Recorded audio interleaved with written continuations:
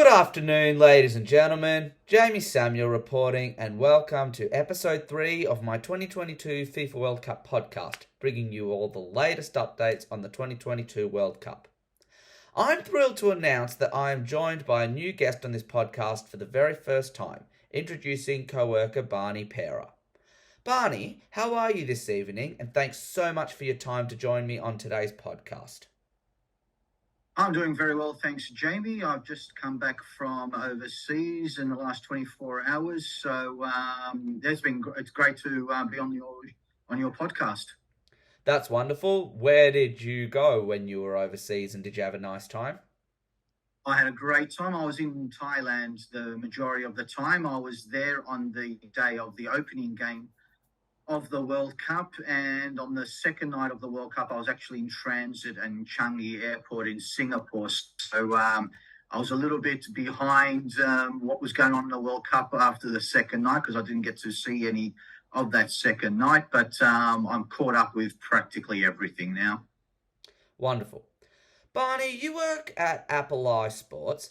Can you tell us a little bit about your role at the organisation and what the organisation is building to achieve over time? Yeah, so I'm going to be the customer service manager once we go live. So I guess communication between the company and the clients and even potential clients that are looking for information, that's all going to be going through me. As for what the organisation is building to achieve, obviously we want to be a market leader in the sports betting industry, and there's only so much I can talk about because there's certain things that are confidential, but my role is basically customer service manager, and which really looks after communication between us and the outside world, really. Wow, best of luck with all that. Tell us a little bit about what drives your passion for soccer and how you would rate your knowledge for the game. Well, Jenny, as you probably know, I recently turned 50, and that's part of the reason why I went on my vacation. So my first ever FIFA World Cup that I can remember was the 1982 World Cup. And despite Italy winning that World Cup is more famous for the Brazilian team than the Italian team, even though it was Italy that knocked Brazil out of that World Cup.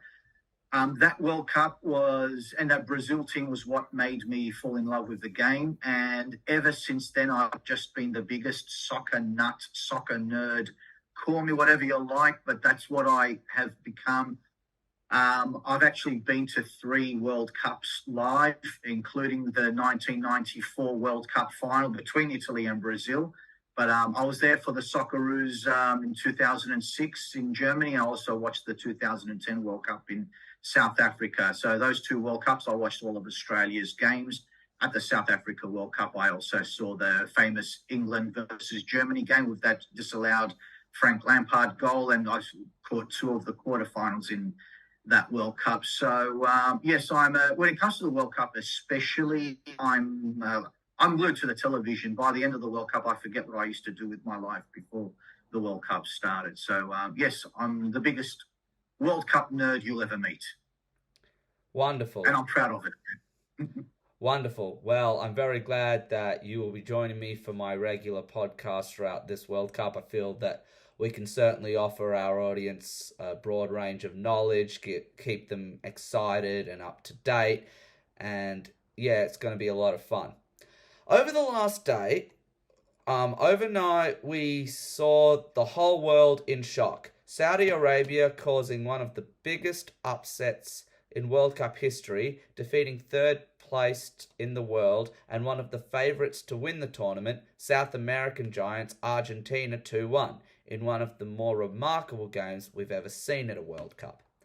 Argentina had majority of the possession, but were unable to break down a very strong Saudi defence. Argentina now faces an uphill battle against progressing out of the group stages. Saudi Arabia, who have been on the receiving end of many World Cup defeats in recent World Cups, stunned the world with their victory over Argentina overnight. They seem to have a team full of confidence and tactically well set up by Juan Antonio Pizzi. The first goal came in the 10th minute from Lionel Messi's penalty after being fouled in the box following a corner kick. It looked like Argentina could run away with the game. Plus, if it had not been for 3 disallowed goals, all for offside, Argentina would have led 4-0 by half-time. But Saudi Arabia had other ideas. Saleh Al-Shiri equalising in the 47th minute following the through ball. Then, after a defensive mistake, Salem Al-Dawazi would score one of the goals of the tournament from the edge of the box, giving Saudi Arabia the unlikeliest of leads 5 minutes later after they looked down and out at half-time. They held on for a 2-1 victory, simply stunning the world in a win that is quite possibly the biggest achievement in the football nation's history, turning Group C on its head.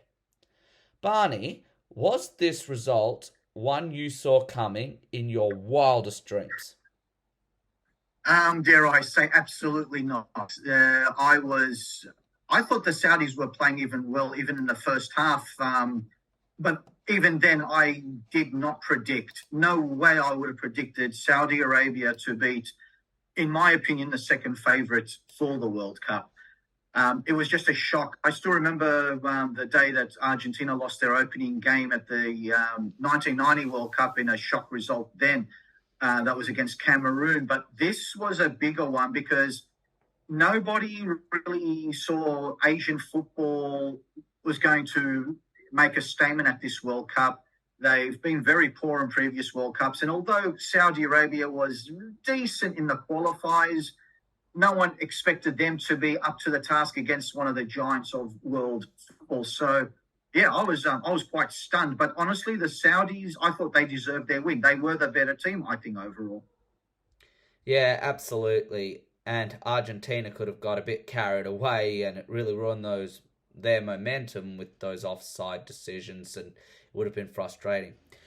Considering Argentina's struggle to beat the minnows of Saudi Arabia, will they be able to bounce back and get a crucial result against Mexico? That's a hard one. I mean, logic says they should. They are a good enough team to do so.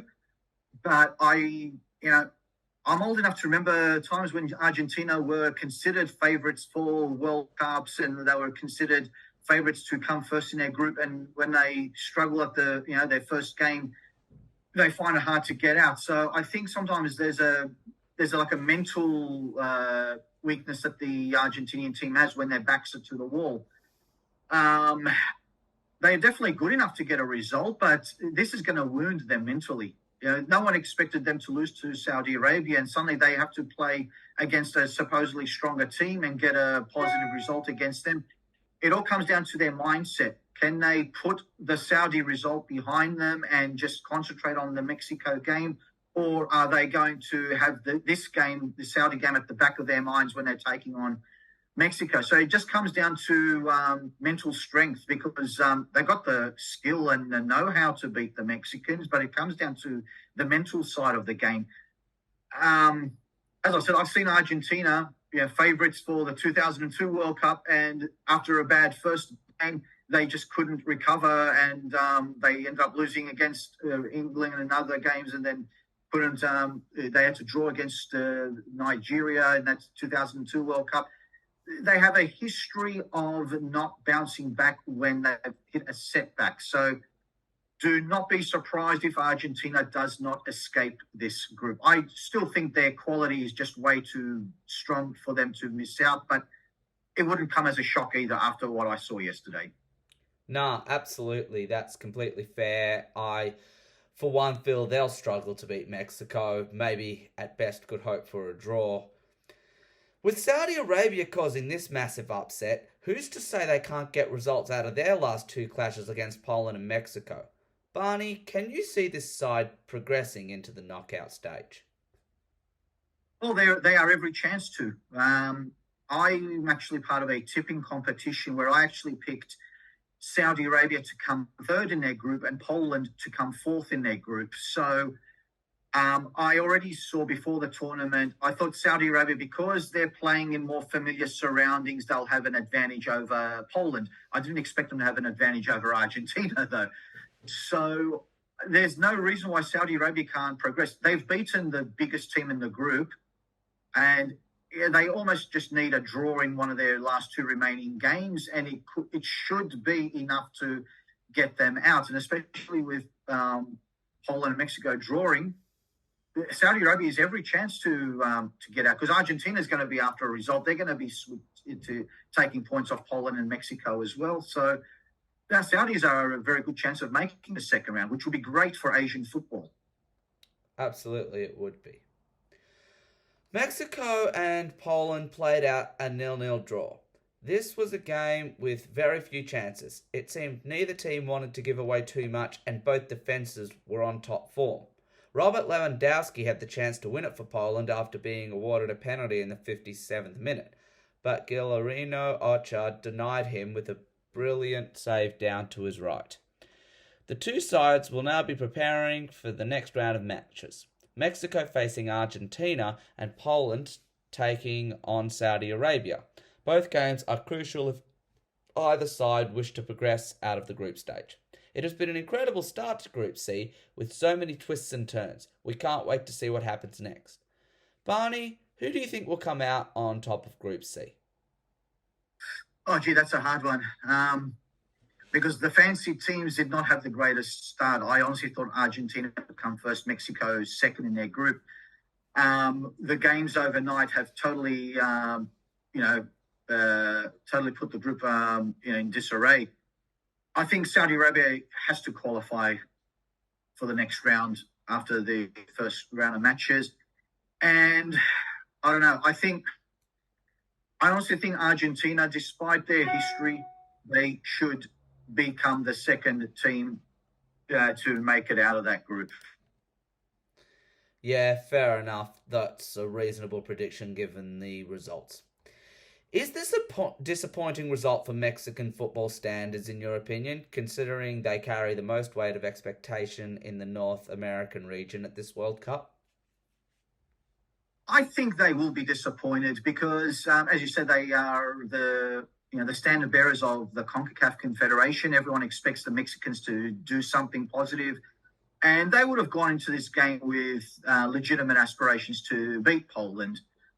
I think they would feel disappointed. So the Mexican and Argentinian game coming up next is it's do or die for both teams, because both teams are going into the game after a disappointing first game. It's definitely a disappointing result for Mexico. I honestly think I expected them to win 3-0. If before the game you asked me, I would have told you 3-0 Mexico. So they'd be disappointed. Yeah, reasonable, very reasonable. I, for one, think it was a disappointing result for Mexico as well. Denmark and Tunisia also played out a 0-0 draw overnight. No one was able to break the deadlock in what was an uneventful game. Both sides struggled to create much in the way of chances, with Denmark having more of the possession and looking to play through their creative midfielders and attacking players. Both sides had goals ruled out for offside. The Danes, semi-finalists at the European Championships, saw their World Cup begin in stop-start fashion as Eriksson was denied by goalkeeper Eamon Dahaman, while substitute Andreas Cornelius hit the post from a yard out with the best chance of the match. Barney, who do you think was the better team here? Well, I actually disagree with you that it was an uneventful game. I thought, for a 0-0 draw, it was one of the best 0-0 draws I've ever seen. I always it was back and forth. The pendulum would swing Tunisia's way, then suddenly Denmark would look strong, and it was like both teams were having a go at each other. I really liked the way Tunisia played, and I don't know. For me, they always look that extra bit more dangerous. But I mean, Denmark had their chances. You mentioned Cornelius's chance. He's going to be having nightmares about how he missed that sitter, because all he needed was a tap, and he's missed it altogether.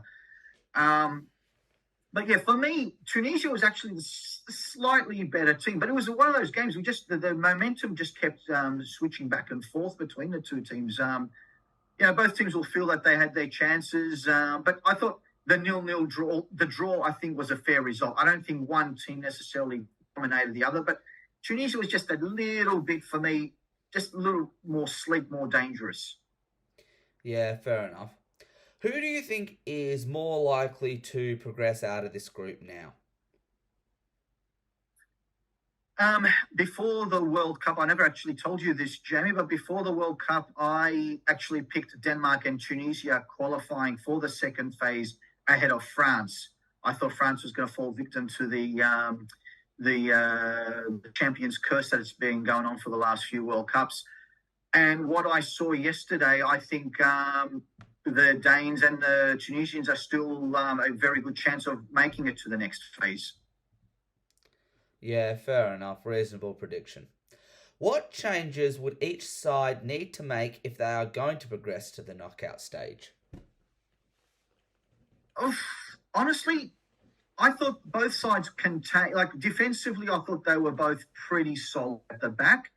I mean, a goal either way would have changed the result for them. I don't think either team really needs to change very much. I thought they were set up right. They were solid at the back. They were very creative in midfield. And just a bit of luck in front of goal may have changed the result for them. I think both teams, the way they played, they should go into the next game pretty much, maybe even whether it's the same personnel or not, but the same tactics, the same style. I thought they both played pretty well. They shouldn't make too many changes. Yeah, fair enough. Seems reasonable there. World Cup champions France got their World Cup campaign off to the perfect start, comfortably defeating Australia 4-1 this morning. Australia got a shock lead in the 8th minute, Craig Goodwin striking Australia into the lead as the nation erupted. The French side responded brilliantly and took back control of the game, Adrien Rabiot finding an equaliser 18 minutes later. Olivier Giroud would then add a second 5 minutes later, sending France into a half-time lead of 2-1. Kylian Mbappe ended Australia's resistance in the 68th minute with his first goal of the tournament. Giroud rounded off France's performance with an impressive finish past Matt Ryan 3 minutes later as they looked set to kick off their world campaign with a bang. Barney, do you believe after Australia's mammoth opening goal, the end result was quite a disappointment considering the hope that it gave us? Oh, absolutely. Absolutely. I mean, I didn't expect much from the Australian team. I didn't even expect them to score a goal at this World Cup. So when they scored, I live in a little apartment building, and I think all of my neighbours heard me scream yes when they scored. And, considering they scored that opening goal, it was disappointing that the game finished 4-1 against Australia. I think they scored too early in the game and they just shut up shop instead of taking the game to the French. I mean, the goal came as a result of them taking the game to the French. And when they scored, they just wanted to defend their lead rather than, continuing with what they were doing before. So it was disappointing after taking that early lead.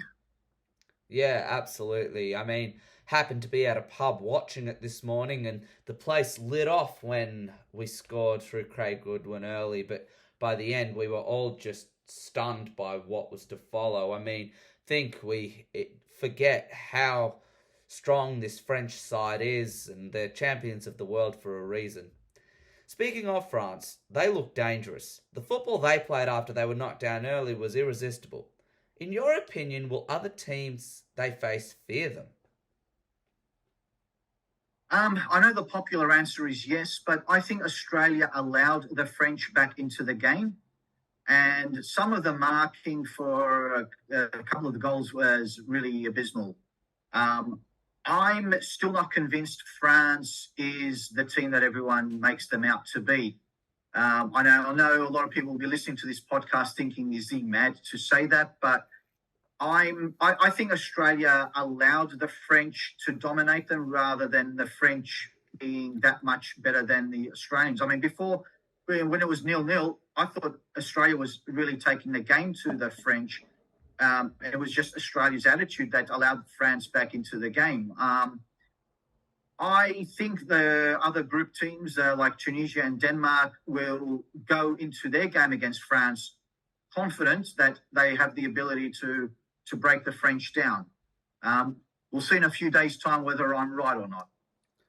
Yeah, and after one game, is it early enough to call that France might be one of your tips to go all the way at this year's World Cup? Based on that answer you gave me that, Australia let them in, how do you think they'll feature against some stronger sides? Well, that's the thing. If they're playing against stronger sides, they might be a bit more, committed. Whereas maybe they took it a little bit easy against Australia at the beginning. Maybe they allowed Australia to the game early on.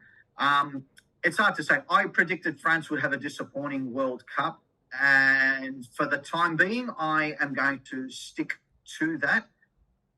Look, like Argentina, they have the quality to do something big, but I'm not convinced this is a vintage French team. It's not like the team from 4 years ago, even though there are some players backing up. They don't have that same aura as they did 4 years ago to me. But again, we'll see in a couple of days' time whether I'm going to be eating my words or whether I'll be telling everybody I told you so. So we'll see what happens. Yep, fair enough. In other news, some exciting upcoming games include today's game features some mouth-watering matchups. The highlight of the day is Germany versus Japan, where two of the world soccer powerhouses go head-to-head in what promises to be an enthralling and exciting match. Germany are expected by many to reach the latter stages of this tournament, so this game will be sure to create a lot of buzz and attention from all over the world. Germany entered this tournament following the disappointment of not only failing to defend their 2014 title, but shockingly exiting Russia's 2018 World Cup humiliatingly and disappointingly only at the group stage. But they will have the chance to get their campaign off on the right foot against a strong-looking Japanese outfit. At the Euros, Germany was eliminated at the round of 16 stage, so they were hoping to dive much deeper into the World Cup this time round and will fancy themselves that they can even win a fifth title. Japan will find it a struggle but will need points from the games against Germany and Spain if they want hope to make an unlikely last 16 appearance. I predict a comfortable 2-0 victory for Germany here.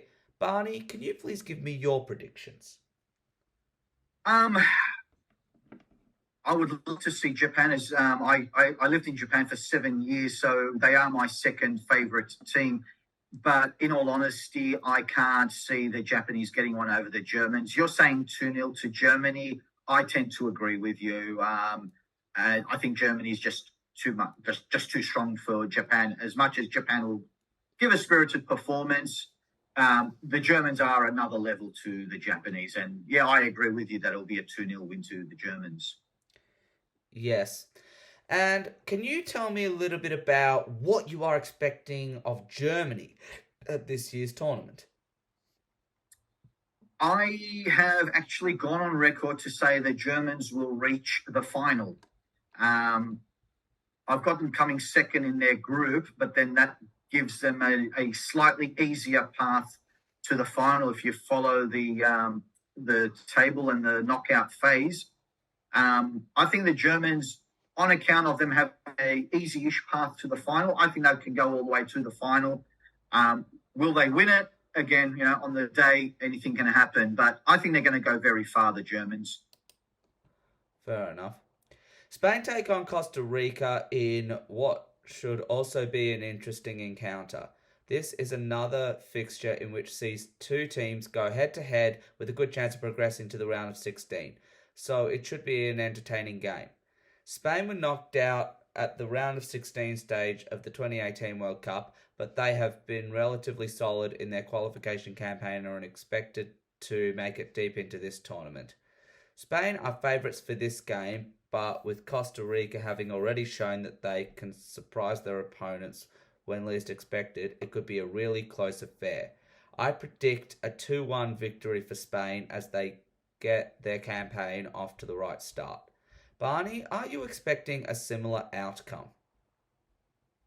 I expect Spain to win, but I expect them to win a lot more comfortably than 2-1. I think, 3-0, 4-1 for Spain. I don't think the Costa Ricans are all that strong.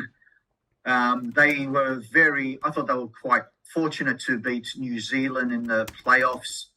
And I think Spain are just going to dominate them. And I think it's going to be a very one-sided game. 3-0, 4-1, something like that to the Spanish. Yeah, absolutely. I think it's definitely a big opportunity for Spain to get their campaign off on the right foot, and I expect a similar outcome. What are your expectations of Spain at this year's tournament? Easily, I think they'll get to the quarterfinals, but then I'm assuming they're going to come first in their group, and Germany second. And